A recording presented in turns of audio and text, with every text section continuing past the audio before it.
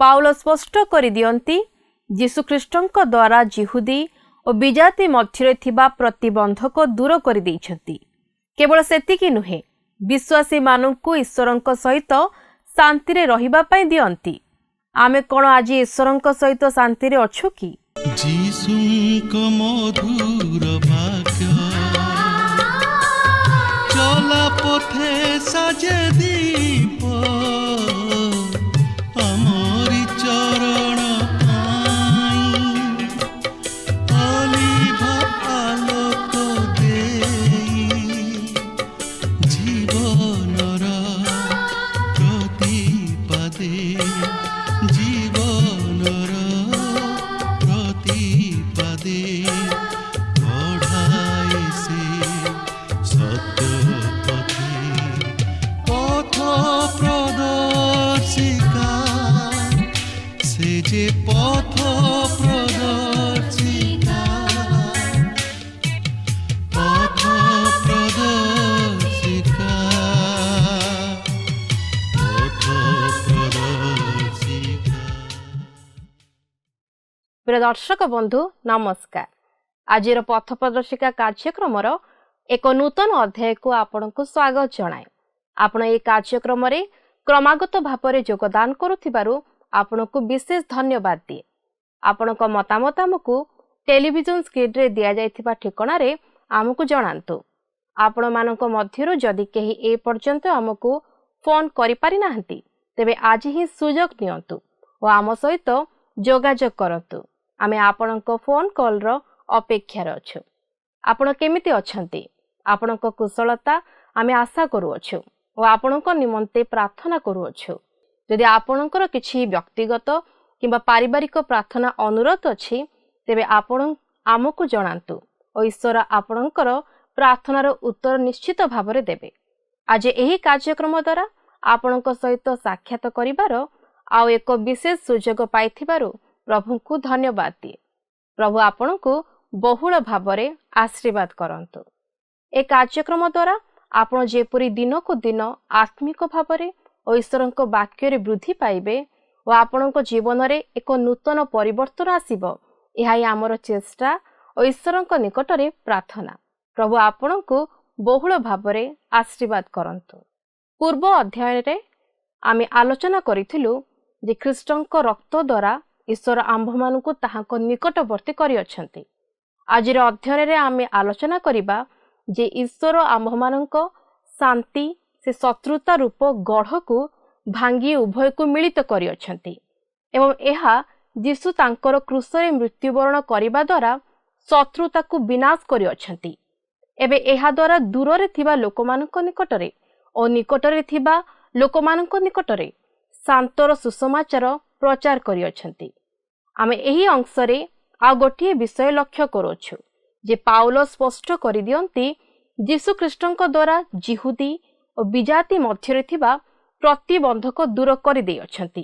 केवल सेतिकी नुहे विश्वासी मानू ईश्वरଙ୍କ सहित शांति रे रहिबा पई दियंती।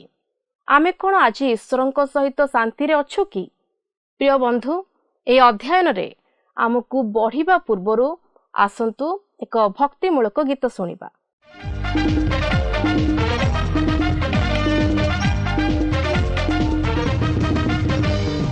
आमे अपना समस्त मन दे प्रभुଙ୍କ सेवा करिबा। आमे अपना समस्त प्राण दे प्रभुଙ୍କ सेवा करिबा। समस्त हृदय शरीर को दे समस्त हृदय शरीर को दे प्रभुଙ୍କ सेवा करिबा। आमे अपना समस्त मन दे प्रभुଙ୍କ सेवा करिबा।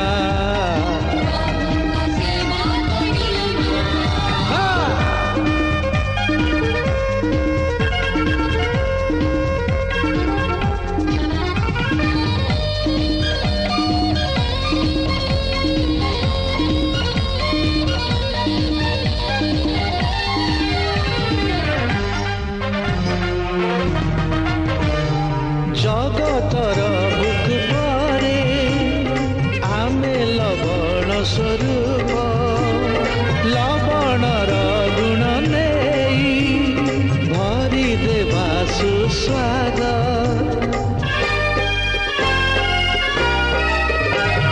जगतर बुक पारे आमे लवण स्वरूप लवणर गुण नेई भरि देवा सुस्वाद अंधकार दुनिया रे जिसुकर ज्योति बड़ अंधकार दुनिया रे जिसुकर ज्योति बड़ अविरत जळुथिबा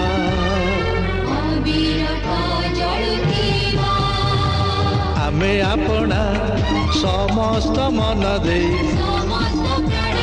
प्रभुको सेवा करिबा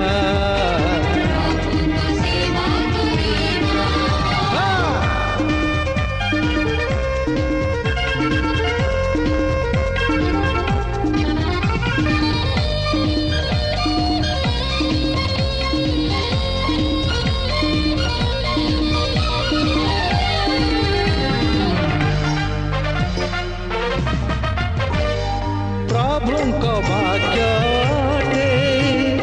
आम जीवन प्रदीप से प्रदीप बळे सदा हजे पाप अंधार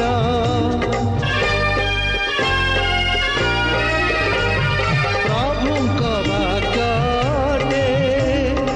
आम जीवन प्रदीप से प्रदीप बळे सदा हजे पाप अंधार शुभ समाचार नहीं कोणे कोणे जीवा कही शुभ समाचार नहीं कोणे कोणे जीवा कही जीशुको साक्षी होइबा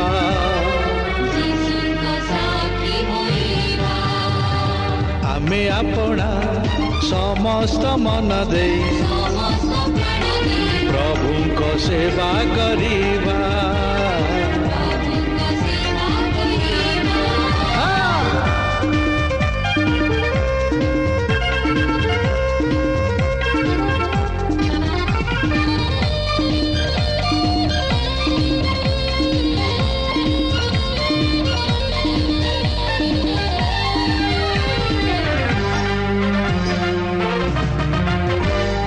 जीवनर लक्ष्य आम पहुँचवा से सियन दुर्दिन परीक्षा हेबा मे बलवान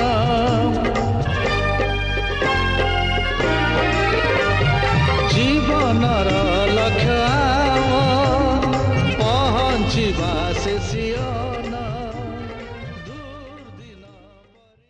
आसନ୍ତୁ ବର୍ତ୍ତମାନ ଆମେ ପ୍ରଭୁଙ୍କର ବାକ୍ୟ ମଧ୍ୟକୁ ଯିବା। ଆଜି ଆମେ ଏଫେସିୟ 2 ପର୍ବର 14 ପଦରୁ ଆରମ୍ଭ କରି 22 ପଦ ପର୍ଯ୍ୟନ୍ତ ଅଧ୍ୟୟନ କରିବା ନିମନ୍ତେ ଯିବା। ଏଠାରେ ମୁଁ ଆପଣଙ୍କୁ ସ୍ମରଣ କରାଇ ଦେବା ପାଇଁ ଚାହେଁ ଯେ ଗତ ପାଠରେ ଆମେ ଦେଖିଥିଲୁ ଈଶ୍ୱରଙ୍କର ଅନୁଗ୍ରହ ଦ୍ୱାରା ବିଜାତୀୟମାନେ କିପରି ଈଶ୍ୱରଙ୍କର ଆଶୀର୍ବାଦର ଅଧିକାରୀ ହେଲେ, ଈଶ୍ୱରଙ୍କର ନିକଟବର୍ତ୍ତୀ ହୋଇପାରିଲେ ଏବଂ ଈଶ୍ୱରଙ୍କର ସନ୍ତାନତ୍ୱର ଅଧିକାରୀ ହୋଇପାରିଲେ।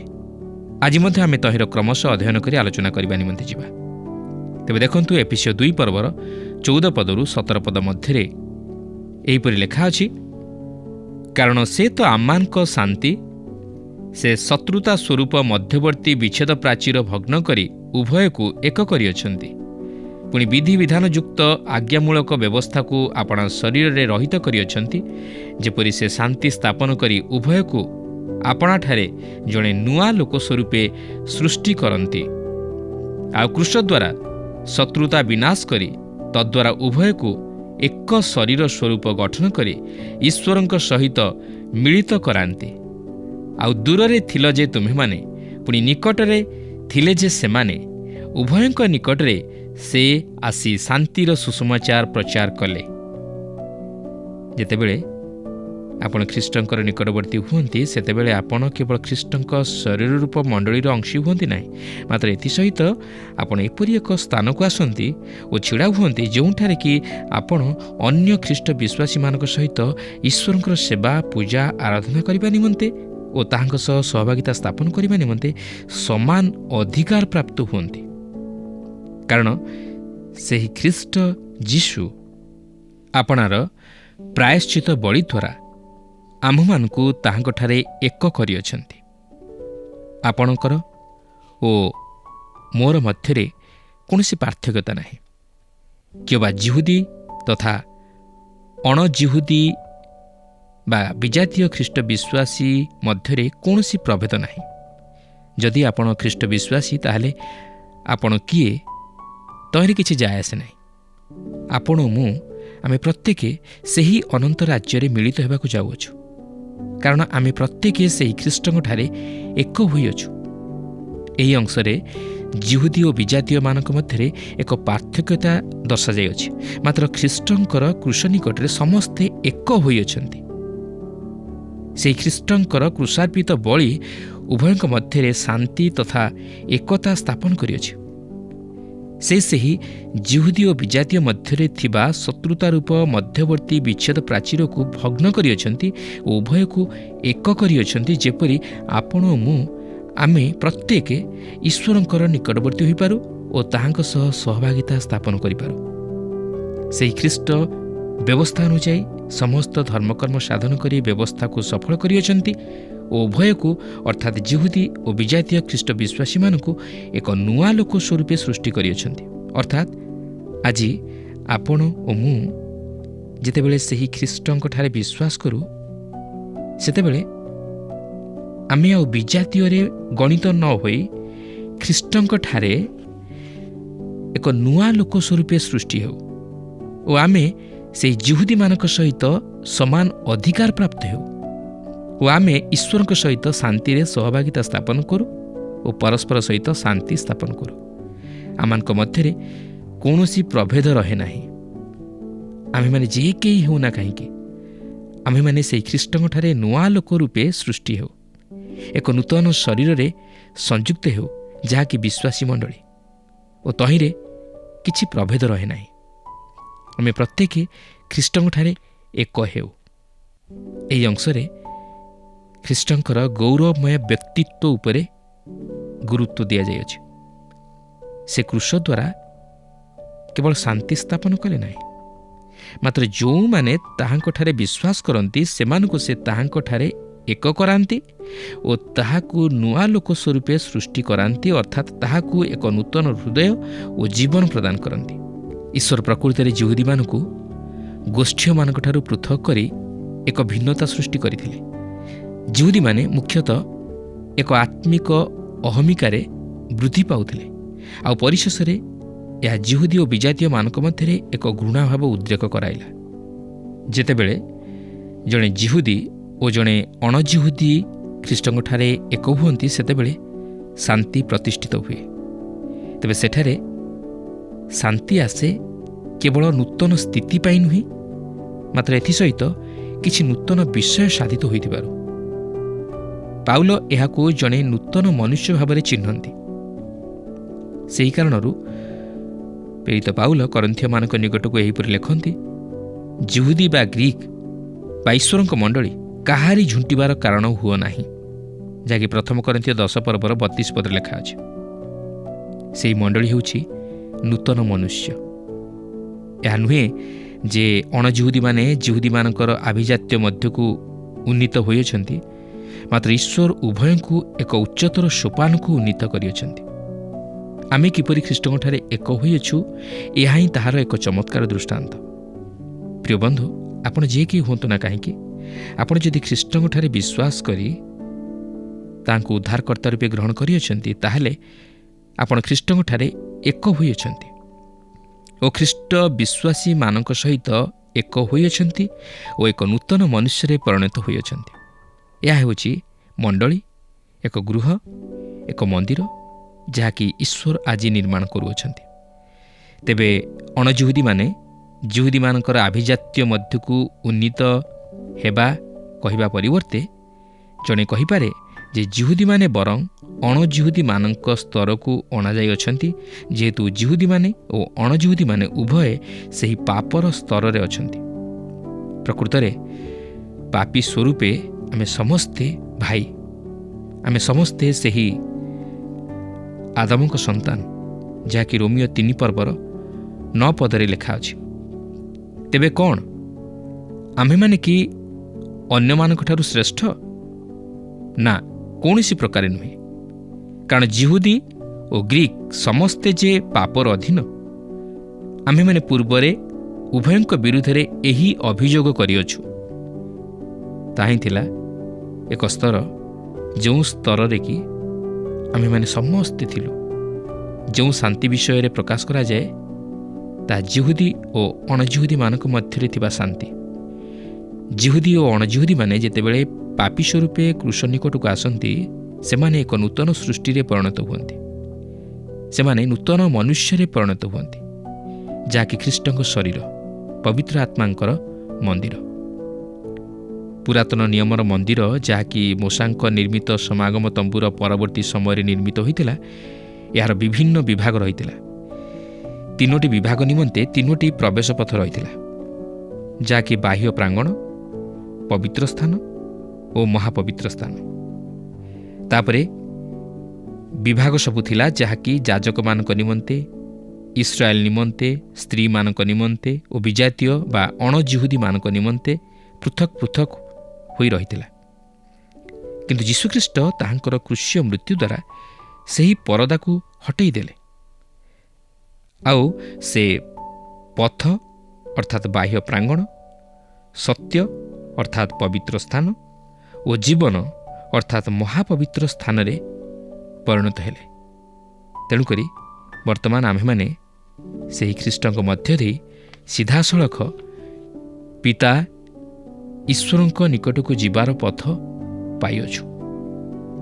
ଏହାପରେ 2 ପର୍ବର 18 ପଦରେ ଲେଖା ଅଛି, କାରଣ ତାହାଙ୍କ ଦେଇ ଆମ୍ଭେମାନେ ଉଭୟ ଏକ ଆତ୍ମାଙ୍କ ଦ୍ୱାରା ପିତାଙ୍କ ନିକଟକୁ ଯିବା ପାଇଁ ପଥ ପାଇଅଛୁ।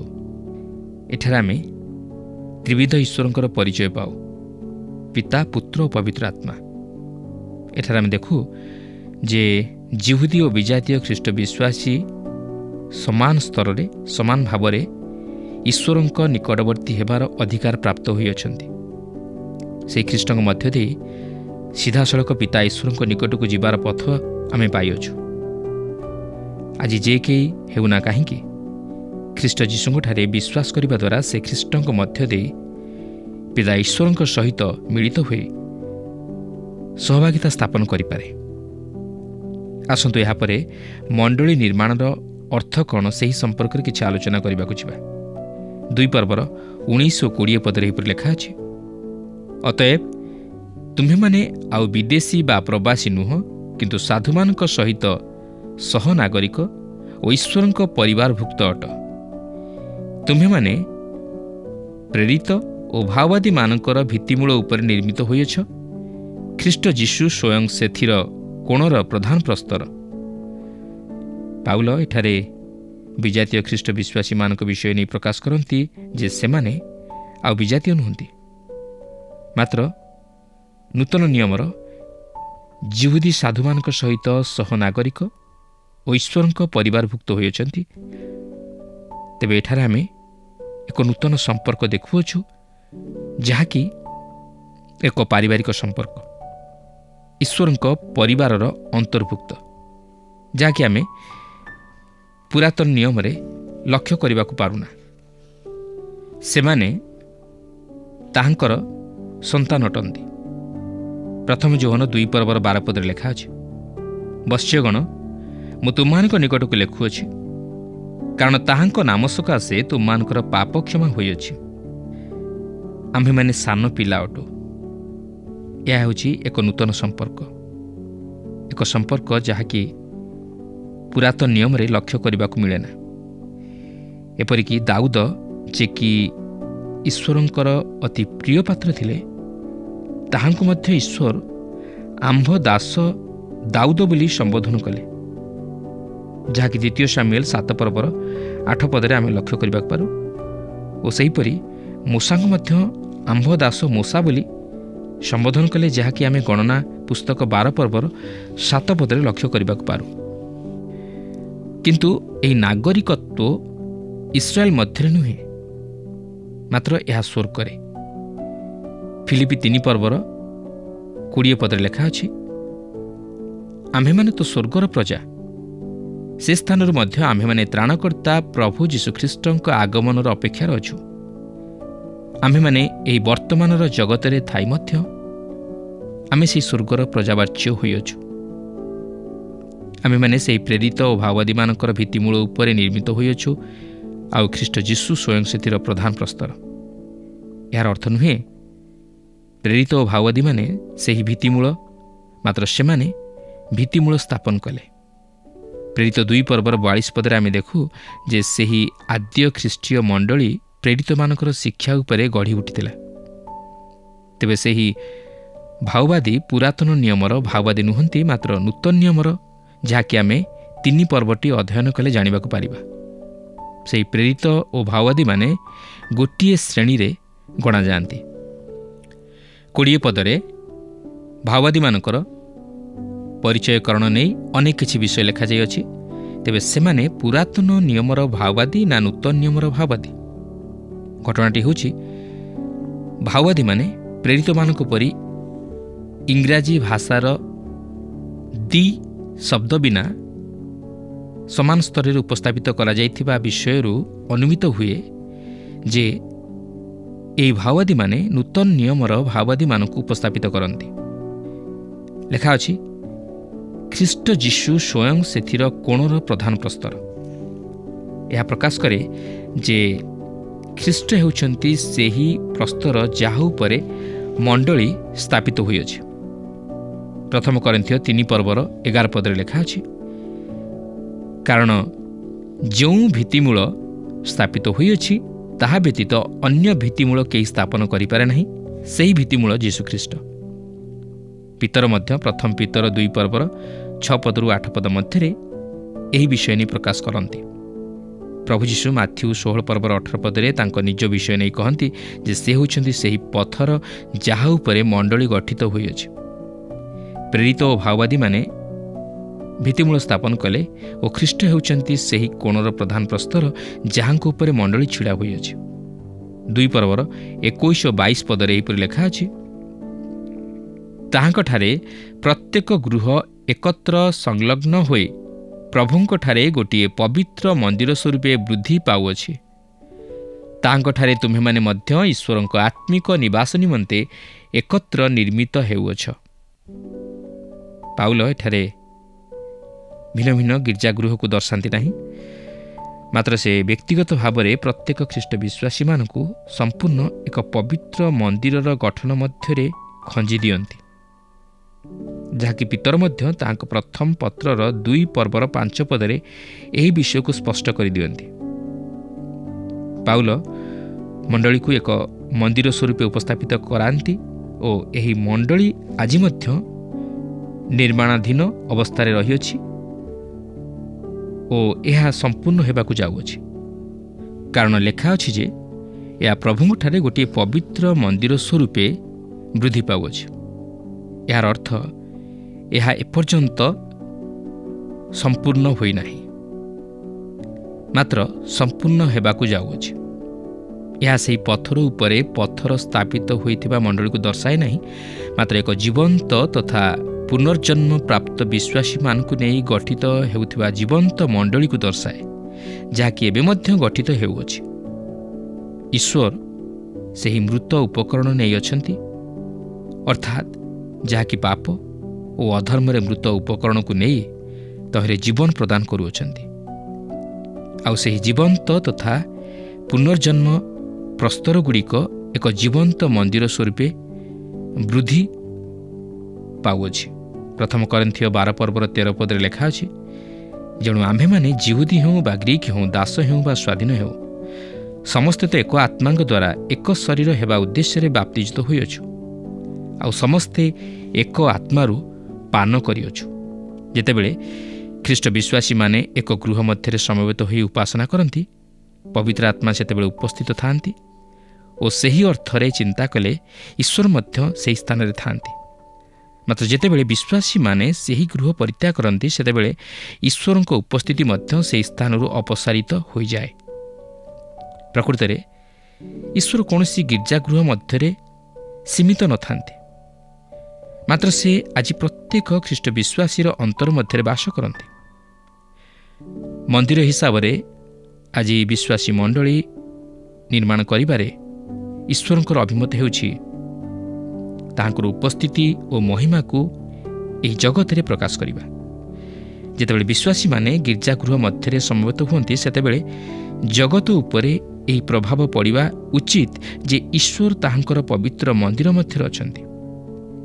ଜଗତ ଅନୁଭବ କରିବା ଉଚିତ ଯେ ଈଶ୍ୱରଙ୍କର ଉପସ୍ଥିତି ଏକ ମାଣ୍ଡଳିକ ଉପାସନାରେ ଅନୁଭବ କରିହେବ। କିନ୍ତୁ ପ୍ରଶ୍ନ ହେଉଛି, ଆଜି କ'ଣ ପ୍ରକୃତିରେ ମାଣ୍ଡଳିକ ଉପାସନାରେ ଆମେ ଈଶ୍ୱରଙ୍କ ଉପସ୍ଥିତିକୁ ଉପଲବ୍ଧି କରିପାରୁଛୁ?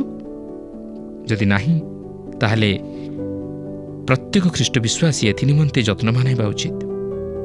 ଯଦି ଆମେ ଉପଲବ୍ଧି କରିପାରୁନାହୁଁ, ତାହେଲେ ଆମମାନଙ୍କ ଜୀବନରେ କିଛି ଦୋଷ ତ୍ରୁଟି ରହିଯାଇଛି। ଆମମାନେ ତାହା ସଂଶୋଧିତ କରି ପ୍ରଭୁଙ୍କ ନିକଟକୁ ଆସିବା ଉଚିତ।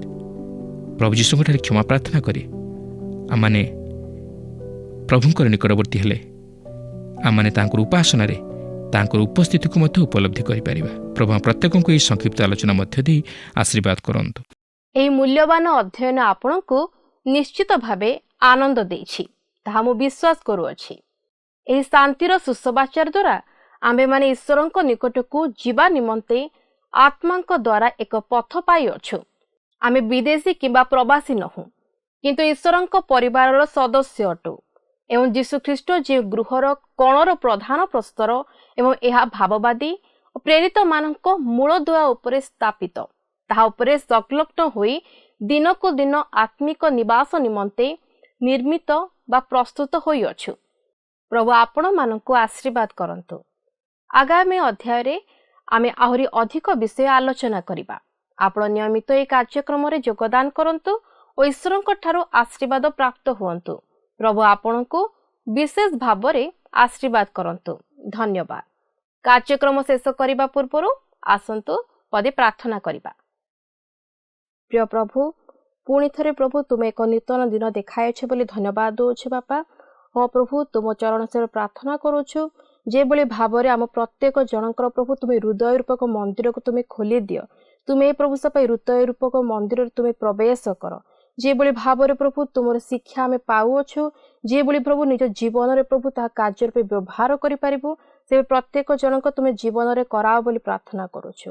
ହଁ ପ୍ରଭୁ, ଏତେବେଳେ ପ୍ରାର୍ଥନା କରୁଛୁ ଯେଉଁ ଦର୍ଶକ ଭାଇ ଭଉଣୀମାନେ ଦେଖୁଅଛନ୍ତି, ପ୍ରତ୍ୟେକ ଜଣଙ୍କ ନିମନ୍ତେ ପ୍ରାର୍ଥନା କରୁଛୁ।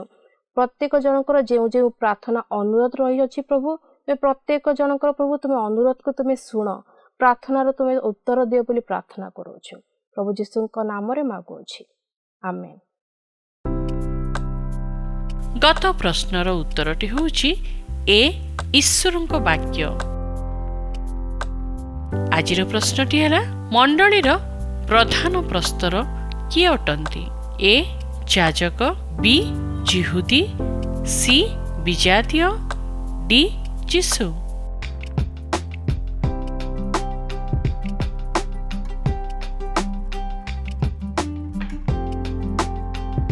এই প্রশ্নর উত্তর আসন্তাকালি সন্ধ্যা 6টা মধ্যে option A, B, C, D মধ্যরু সঠিক উত্তর বাছি আপনার নাম ও সম্পূর্ণ ঠিকনা সহিত 9777221415 ফোন নম্বরে SMS কিংবা WhatsApp দ্বারা জଣାଇବାକୁ অনুরোধ। যদি আপনার আম কার্যক্রম ভাল লাগুচি তেবে 0444908126 রে মিসড কল দেই বিজয়ী হয়ে পারিবে। গত সপ্তাহর বিজয় দর্শক বন্ধু হেলে ভুবনেশ্বরু রঞ্জিত কুমার মাঝি ও পরিবার।